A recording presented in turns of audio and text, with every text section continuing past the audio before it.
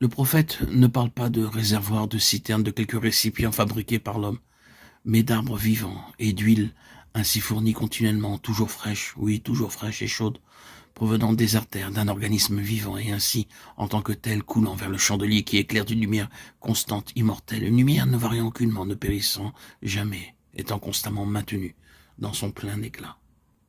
Apocalypse 1.1. Apocalypse 20.1. C'est le témoignage d'une vie infaillible, d'une vie qui ne meurt pas, d'une vie toute suffisante.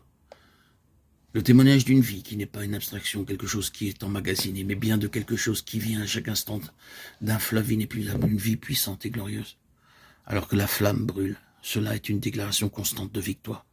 De cette victoire sur la mort, oui, sur cette mort qui cherche à éteindre la lumière, à souffler la flamme, à l'étouffer. Elle brûle au milieu de la mort environnante. Elle est une déclaration constante que cette mort n'a pas le pouvoir de l'éteindre.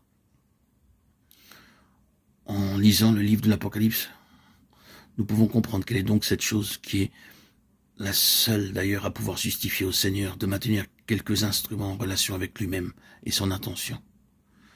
Ce n'est certes pas que cet instrument possède beaucoup de bonnes choses. Ce n'est pas non plus qu'il ait son origine en lui, ni même qu'il ait une grande histoire, un passé remarquable. Ce n'est pas qu'il se soit forgé un nom, une réputation, un nom tel que le souvenir de jours très glorieux reste présent à l'esprit. Mais c'est uniquement ceci. Il y a aujourd'hui la même flamme immortelle de vie divine dans son puissant témoignage contre la puissance de la mort, répandue tout autour. Cela est pour le Seigneur sa seule justification. Vous noterez qu'en relation avec les 7 chandeliers d'or, il y a les 7 esprits de Dieu et Jésus-Christ le témoin fidèle. Il est identifié à ces 7 lampes, il est montré comme étant au milieu d'elles, étroitement lié à elles.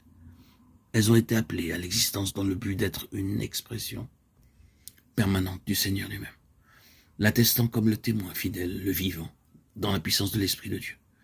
Quand nous regardons l'état de ces églises, nous trouvons qu'en 5 d'entre elles, tout au moins, il y a des éléments étranges qui sont autant de contradictions à l'Esprit Saint, à l'Esprit de vie. Lorsqu'une telle chose se trouve dans le peuple de Dieu, à l'intérieur du vase, de l'instrument, cela constitue un élément de mort et procure à Satan son empreinte, sa place. Et bien que cela ne soit pas conscient pour la plupart des personnes concernées, le témoignage est catégoriquement contredit et annulé. Le but de Satan en réalité est celui-ci. Il veut recourir à quelque chose, sa méthode et ses moyens sont d'ailleurs multiples à cet égard pour avoir quelque emprise de mort dans un instrument divinement constitué, de sorte que la chose devienne elle-même une contradiction à ce pourquoi précisément Dieu l'a suscité. Cet instrument a un renom, il pratique de bonnes œuvres. Il y a beaucoup de choses que le Seigneur lui-même ne peut réprimer car elles sont bonnes, mais la chose vitale qui seule justifierait au Seigneur de le maintenir a été contrecarrée. La question n'est pas cet instrument jadis fut-il bon, ni est-ce qu'il prospère aujourd'hui, mais bien plutôt est-ce que le Seigneur a cette chose centrale, fondamentale, essentielle, indispensable pour laquelle il avait levé son instrument, qu'il soit individuel ou corporatif. Il l'avait amené dans une relation étroite avec lui-même. Il l'avait saisi et qui devait être sa vocation spécifique. Cela s'applique à chacun de nous.